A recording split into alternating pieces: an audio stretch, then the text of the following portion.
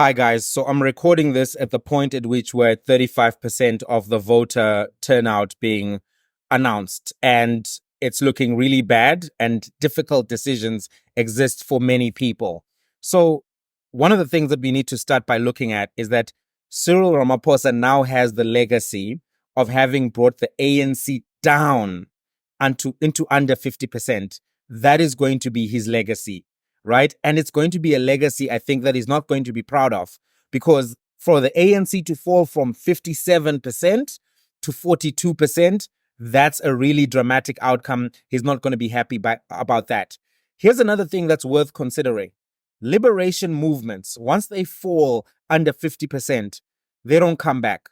They don't come back at all. So there's a very big possibility that Mr. Ramaphosa has now precipitated the beginning of the end of the ANC. And there are no easy solutions for him whatsoever.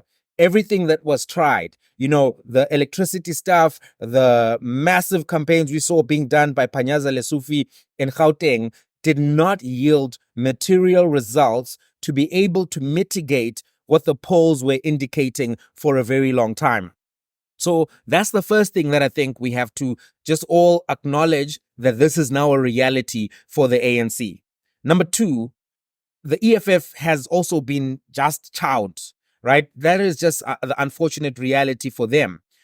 I really thought, and I was wrong about this, I thought that Umkhonto weSizwe is only going to affect the ANC. I thought that the Umkhonto weSizwe voter was a voter who was a hardcore ANC guy, and I didn't think that the EFF would be affected in the way that they were. I was wrong about that.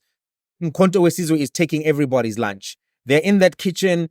If you're in KwaZulu-Natal, they're taking your lunch. Everybody is hungry now because Umkhonto weSizwe has done a phenomenal job in terms of voter turnout in KwaZulu-Natal. They are basically still in line to win that province, and they're going to perhaps need a few coalition partners to govern that province. But as things stand right now, EFF is looking really bad. They are at 12,000 votes in KwaZulu-Natal.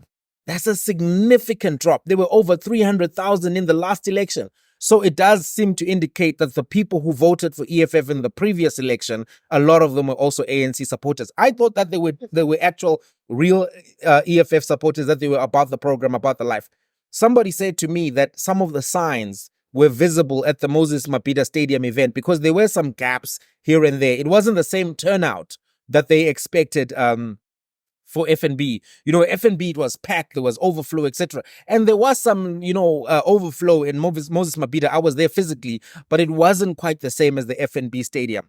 So they will have to go back to the drawing board on a lot of things because there's been a low return on investment in KwaZulu-Natal. One of the things that they may have to consider is sending back Marshal Dlamini to be on the ground in KwaZulu-Natal.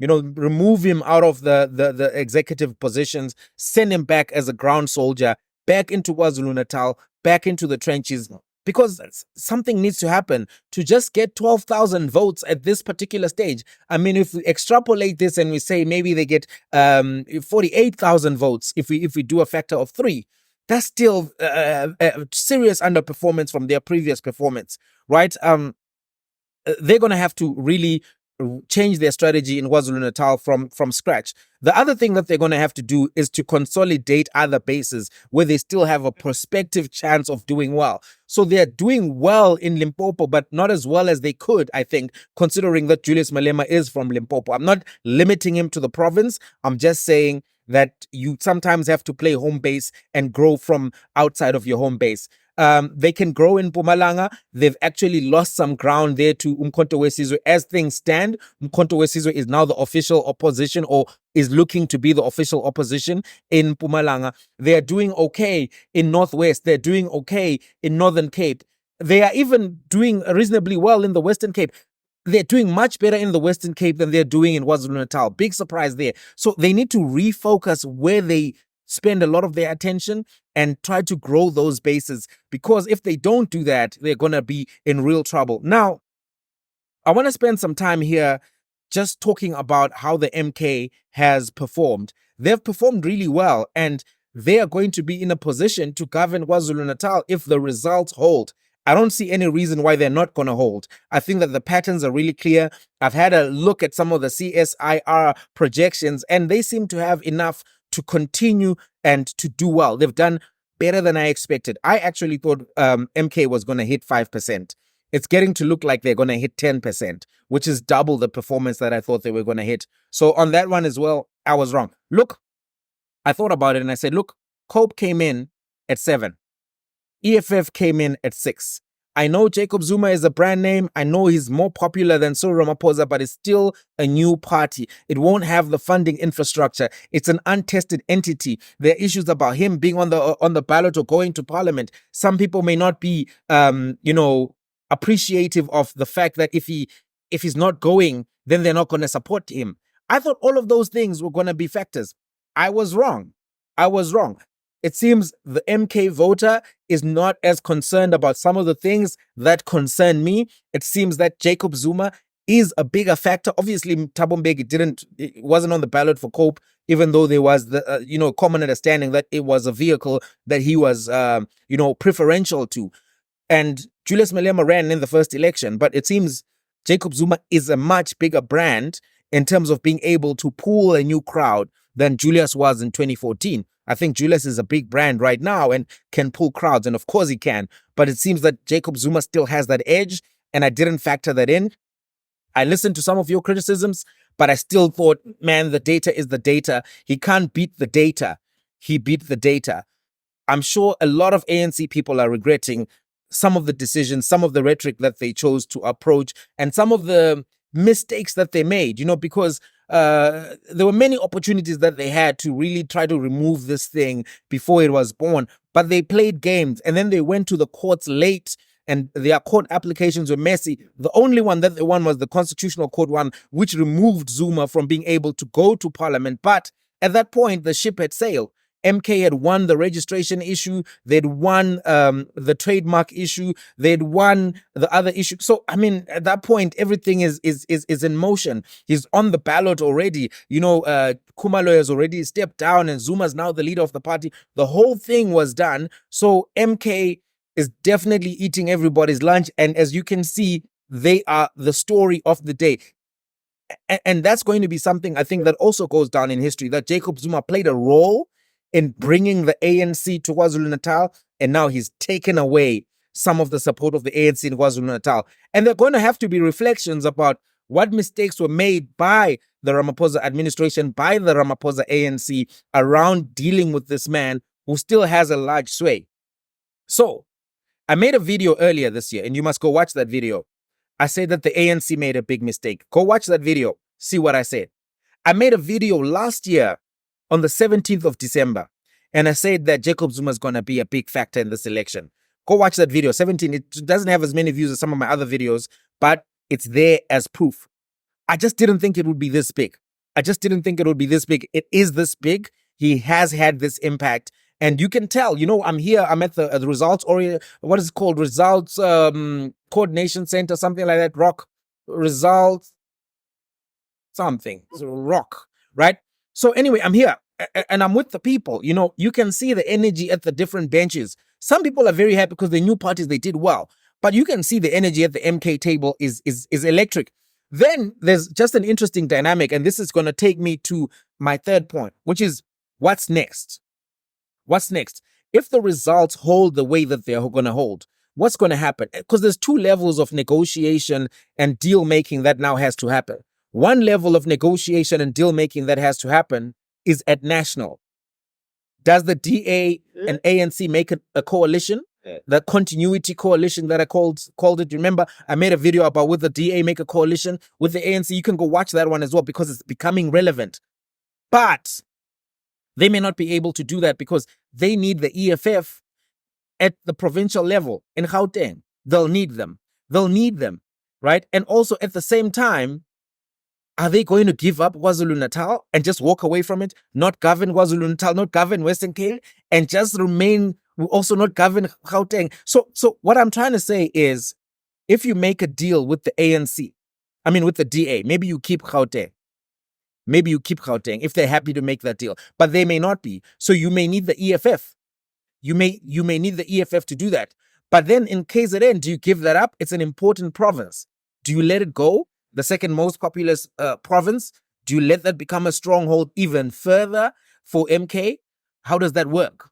What kind of deals? So now, what I saw today, very interesting. I saw Moni Gungubele on the floor. I saw Kwere Mantashe on the floor. I saw Nomvula Mukonyane on the floor. And these are deal makers within the ANC.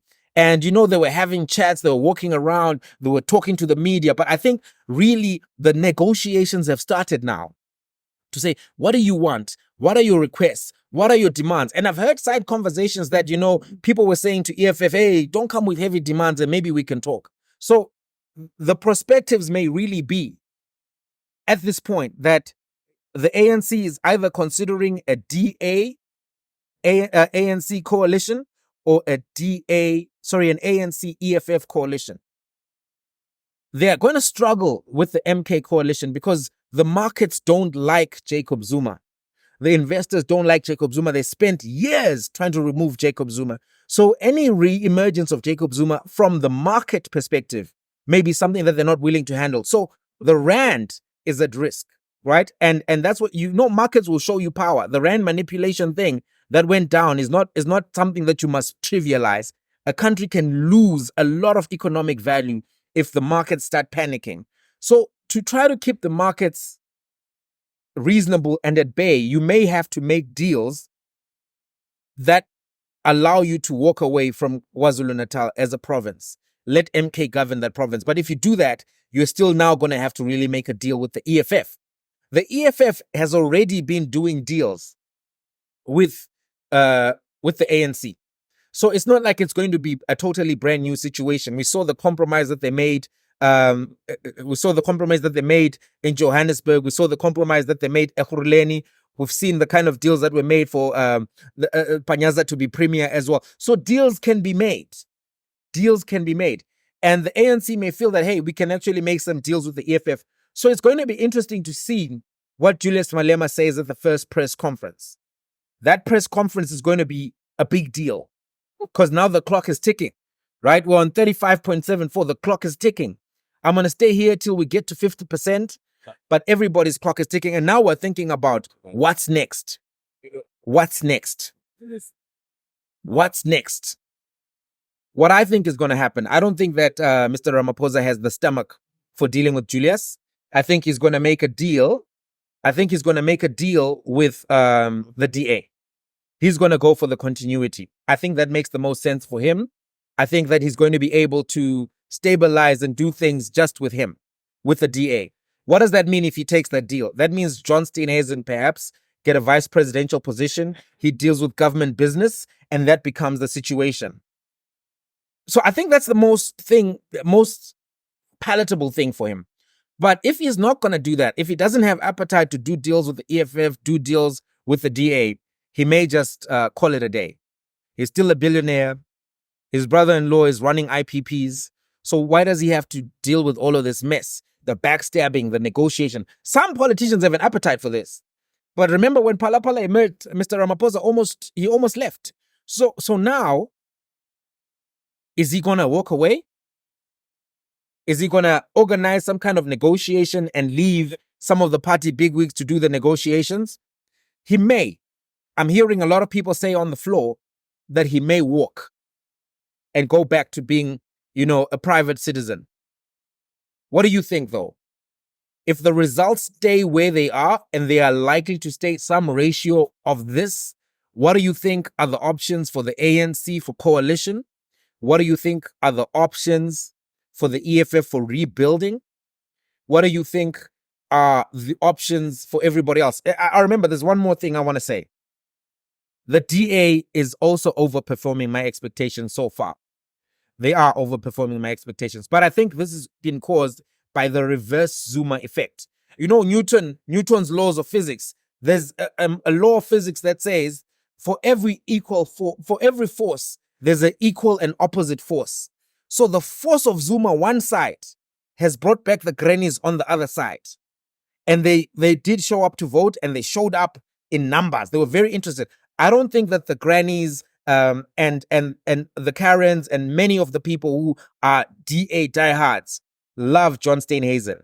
He is not motivating. He's not charismatic. He has made 600 mistakes, but they didn't want a Zuma emergence, and they did everything that they could do to try to put Zuma back in the bottle and give DA a chance to negotiate. And many of them understand that Helen is still in charge.